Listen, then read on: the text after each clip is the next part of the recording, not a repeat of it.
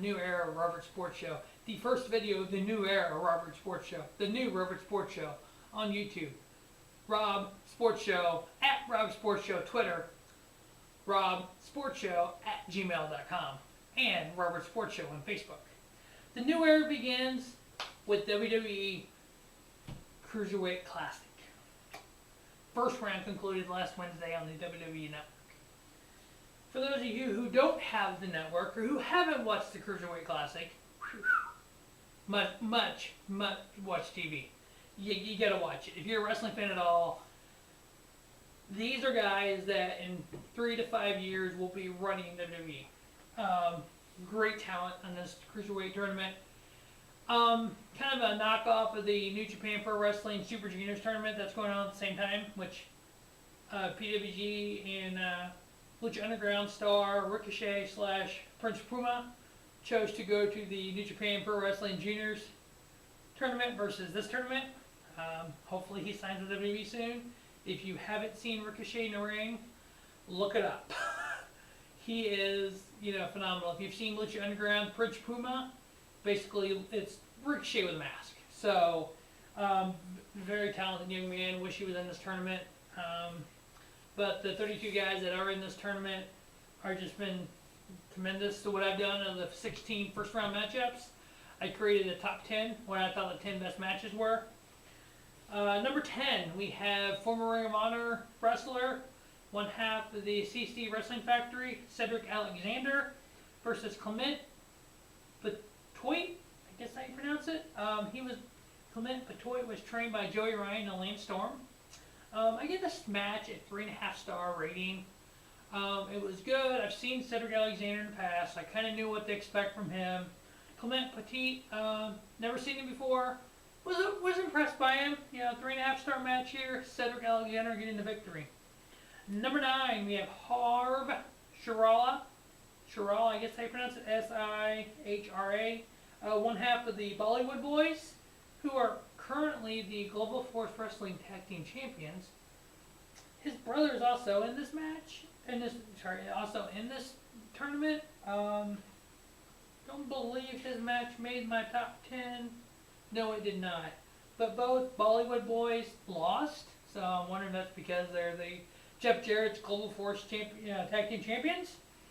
Talented though. This Harv Shirala, very talented young wrestler. He faced Drew Golick, which I kind of gave away who won. I gave this a 3.5 star match. Drew Golick is a former CZW World Heavyweight Champion. He is trained by Mike Quackenbush and Chris Hero. Kind of CCW, IWA, I believe he was also there.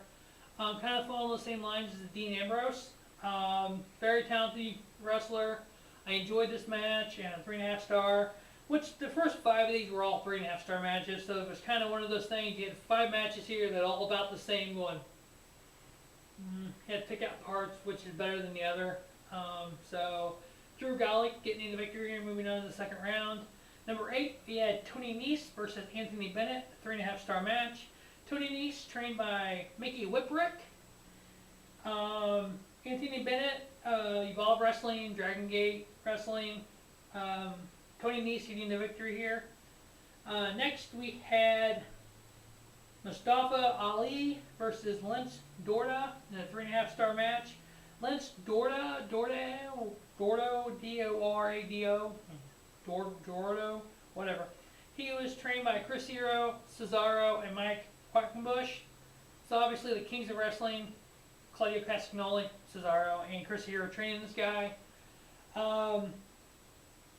When talent trains somebody with ability, you have talent. That's what this guy is. Very Lucha Libre style a little bit, kind of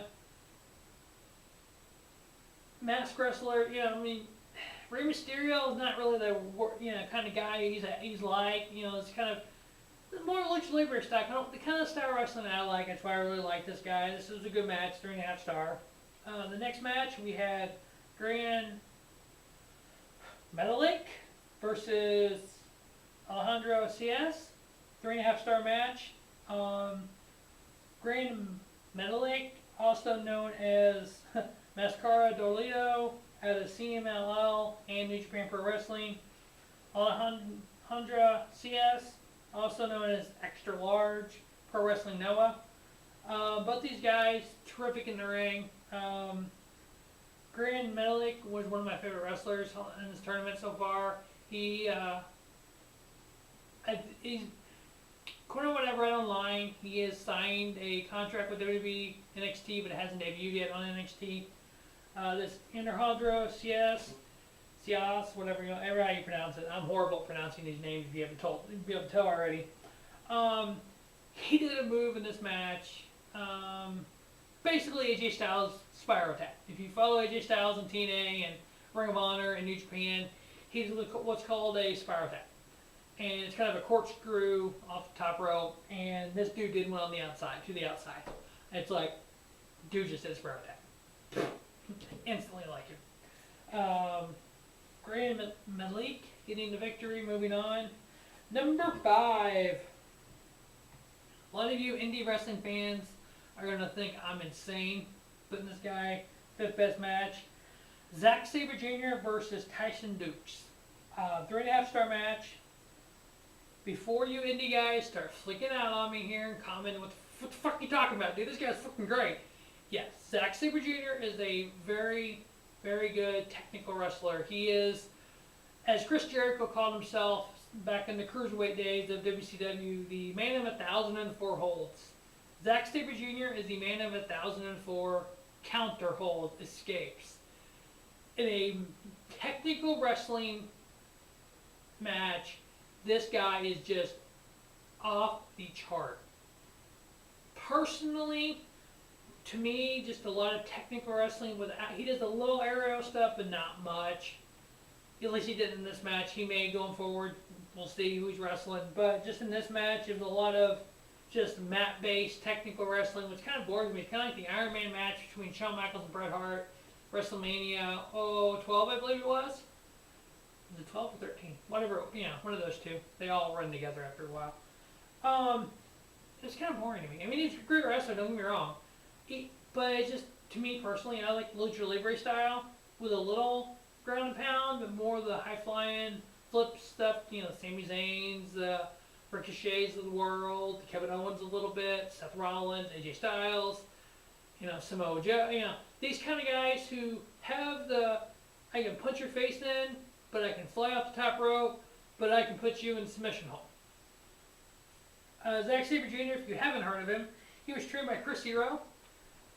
He is currently the PWG champion. Other WWE superstars who have been PWG champion: Kevin Owens is a 3-time PWG champion, Sami Zayn a 2-time, Cesaro and Daniel Bryan a 2-time, and AJ Styles. He's also wrestled besides PWG, Evolve, and Pro Wrestling Noah. Tyson Dukes, wasn't able to find a lot about him. I thought his style, it was a good flow with these two guys. Tyson Dukes is more of a in-your-face kind of beat-you-up type style, and then just all the submission holds and the put you in this hold, counter this that Zack Sabre Jr. does is kind of actually very intriguing. Alright, so number 4 on my list, we had Raul Mendoza versus the Brian Kendrick in a 3 3/4 star match. Raul Mendoza, Zinzo, Jinzo is another name he's using in the indie circuit. Brian Kendrick, if you follow WWE at all, you know who the Brian Kendrick is. Spanking when he was in Ring of Honor. WWE superstar, TNA superstar, Ring of Honor. He was trained by William Regal. He's had 2 other runs in WWE, and here he is in the tournament. I look at him going far in the tournament just because he has the experience. He has the ability in the ring. Why WWE has let him go multiple times, I don't know. Why TNA let him go. Why Ring of Honor let him go. He was actually in the first ever Ring of Honor title match. For those who didn't know that. Another guy that WWE brought back for this tournament who's actually not on my top 5 here is Tajiri. He's back. 45-year-old Tajiri. That's kind of what his match was to me. It was like, okay. So, number 3 on the list, we have Akira Joja, Jazwa, he's from Japan, versus Ken Johnson in his 3 3/4 star match. Akira, we'll just call him Akira. PWG, Dragon Gate, very talented, another very talented wrestler from the Orient, along with the Hideo Itami's of the world, the Kota Ibushi's of the world, Nakamura. Akira here had a 4-star match versus a guy named Pac. Oh, sorry. WWE fans know him as Neville. So this guy can wrestle. He can go. He's kind of reminds you of kind of a Japanese Neville. I mean, that's the best way to describe him. Him getting the victory over Kenneth Johnson with a great showing to me. He should be hopefully signed with WWE. I liked his match.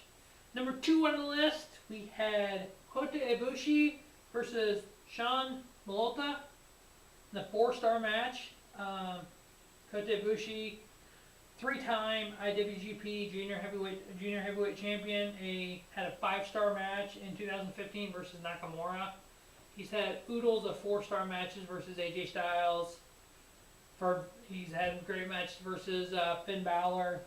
I look for just amazing things from Kota Ibushi. Cannot wait till him and Nakamura tied up. Him and Akira. Just Kota Ibushi and anybody. The Sean Malta. He's the son of Alpha of the Wild Samoans, part of the Roman Reigns, The Rock family. One of the most talented guys of the Inouye, whatever, Samoan family of The Rock and Roman Reigns and the Wild Samoans, and then a whole group of wrestlers, Rikishi, Manu, all that. Very talented young man. Losing to Kota Ibushi, who got the victory. Losing to him at the tournament, and then his NXT debut, losing to the returning Hideo Itami. I'm telling you, Sean Malta is getting really sick of wrestling these Japanese guys. What I thought the best match of round 1 of the WWE Cruiserweight Tournament was NXT, hopefully future tag team champions, Tommaso Ciampa versus Johnny Gargano. Oh my God. 4.5-star match, 10-12 minutes long all it was. Just these two best friends, Ciampa is getting married and Gargano's in his wedding. Tag team since day 1 in NXT. Both these guys, former indie guys. Tommaso Ciampa, Ring of Honor, former Ring of Honor television champion. You thought they had been feuding for years in this match. And I will note, all these matches start off with the handshake, I guess, Ring of Honor, Code of Honor type handshake, which I kept calling it Code of Honor the whole time. Shake hands, fight it out. It's just these two guys, just the mean streak that Ciampa has, it's just crazy. When he starts kneeing people to the face, has the lung blower finisher of his. He pulls his knee pad down, goes get ready to freaking knee Gargano in the face, and you could see where it's like, crap, this is my best friend. Why would I do this to him? And he kind of paused, pulled his knee pad back up, and that's where Gargano ended up getting the victory on him. And at the end, Ciampa goes to leave. He just looked at him, and Gargano went, shaking hands, and Ciampa's like, and walked away. Gargano's sitting in the middle of the ring, and Ciampa's standing on the outside one. You could see it's like he was in wrestling mode, and all of a sudden he kind of went, whoop, that's my best friend, and my tag team partner, my best friend. So he goes in there, and they embrace, and they shake hands, and he holds his hand out, congratulations. So that was great to see. So first round, those are my top 10 best matches. Once the second round starts Wednesday night, I'll watch it on Thursday, and then I believe there's 2 weeks for the second round.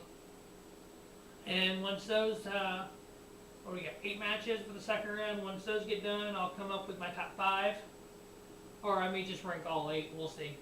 But that will wrap up the first round of the WWE Cruiserweight Tournament. Robert's 10 matches.